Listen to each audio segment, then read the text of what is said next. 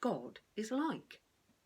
I always used to ask my confirmation candidates, and then one of the Bible passages that we'd examine for clues happens to be today's extract from the book of Exodus.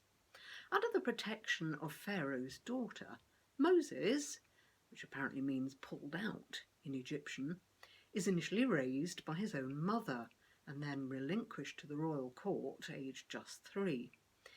It can only be assumed that he had had the very best of everything there and been brought up like a proper prince of Egypt. But something had clearly gone awry with his education, as he loses his temper over the ill treatment of a fellow Israelite, just a lowly labourer, and then, by accident or design, kills the cruel boss. Thinking at first that no one knows about his crime, Moses soon discovers the secret is out. So he leaves Egyptian territory to lie low in the neighbouring land of Midian. Quite a culture shock. Nevertheless, he settles there. He marries Zipporah, the daughter of Jethro, the local priest, and he takes on the job of minding his sheep. Now, perhaps Moses thinks that this rural backwater, with helpful anonymity thrown in, will be his forever home, albeit separated from his family and his own people. But there's something about this former miracle baby that has attracted attention, and now a new career awaits him. I had it all, you know, at the palace. Fine clothes, fine food, fine furniture, slaves, leisure. Used to charge about daily in my racing chariot, turning the girls' heads and making the young bucks jealous. I'd plenty of schooling too, though I never cared for public speaking, being what you might call a minor royal, adopted. That never really mattered. I remembered very little of life before I was in the palace. I had no real job, and that's how I came to be cruising around the building sites that day. I wasn't looking for trouble, but I could hardly miss it. I might not remember, but I knew I was an Israelite all right, and gossiped about. The locals and courtiers, they despised me for my foreign heritage. And my own people, well, because I had a charmed life while so many of them were mistreated routinely or killed. I suppose I should have turned out like my adoptive family, ruthless despots who treated their workers worse than donkeys. But I couldn't bear their prejudice and brutality. What kind of people? So when one of the workers was being beaten black and blue behind the brickyard, I couldn't just stand by. That was someone's son or brother or father, maybe even mine. Did I mean to kill the overseer? I honestly can't say, but afterwards I was gutted. Vicious he might have been, but he was someone's family too. And then there was that belligerent hod carrier's taunt the next day. What are you going to do about it, mate? Kill us like you did the gangmaster? I thought no one had seen. Now there was nothing for it but to disappear, and fast.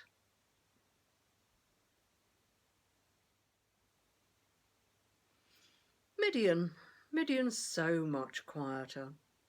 None of that frantic city beat. The building sites, the rat race, the dog-eat-dog of Pharaoh's ministers. I'm guessing it's more like Canaan, where my people once lived, but so unfamiliar. Managing a flock in that sort of terrain, that's demanding. And you see things, sometimes, mirages and stuff that isn't there, really. That's what I thought the bushfire was, trick of the light. Heat stroke, perhaps. I was bringing the animals down from Horeb, the mountain overlooking the desert, when I saw it. Just a flicker. There was a fierce blaze, crackling and spitting. Fires sometimes happen out there, so I thought I'd better go and check it out. It was only when I got close to I realised that burning bush wasn't burning up. Its leaves, untouched. The flames were dazzling, but not hot.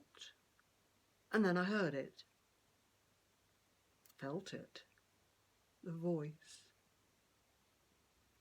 If my head weren't covered, I would definitely have blamed sunstroke. But clear as a bell, right in my ear, called my name. He jumped out of my skin, looking all around, but nobody. Then it said how that was holy ground and to take my sandals off. Well, hottest part of the day would burn your feet. But when I scrambled to obey the voice, the stone felt cool too. I didn't know where to look. I was terrified. But the person I'd heard claimed to be my ancestors' God, Abraham, Isaac and Jacob's. Because of our people's oppression in Egypt, he was sending me to Pharaoh to save them, to bring them out to their promised land. Sorry, hallucinations don't normally speak, do they? He couldn't mean me, a foundling, then a killer, a fugitive, an outsider, a tongue-tied also ran, more of a worm than a man. Thinking on my feet, I asked for a name to silence the skeptics. Nobody would believe me, would they? Pharaoh or Israelite. And he said, I am. I am. I am who I am. Oh yes, that was it. Suddenly felt quite chilled and calm inside. You know, like when a fever finally breaks. The God with no name who just is. Unending, unchanging, unlimited, forever. A God whose glory and power outshine any man's would be with me. Well then, so off we went.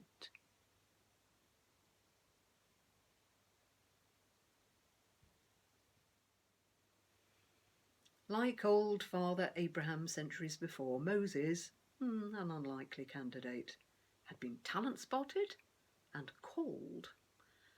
At this point he's hardly on the crest of a wave, but instead he's in the middle of nowhere, a wanted man, but not in a good way. God, nonetheless, has seen some desirable qualities in him, despite Moses' own misgivings. And as we shall see, his experiences as a lowly shepherd in Midian won't be completely wasted. The skills he's been developing will prove transferable once his flock is chiefly of the two-footed variety. Now, though, it's his previous experience of the Egyptian corridors of power that makes Moses the right person for the immediate challenge. Liberating an enslaved people, with his insider's knowledge of the status quo, will be anything but simple. But for him to uproot his wife and children and head back to the scene of his crime, his encounter on the mountainside must have started something of an avalanche of transformation. As he now begins to discern what God is like, Moses will also find out about himself. But these things inevitably take time.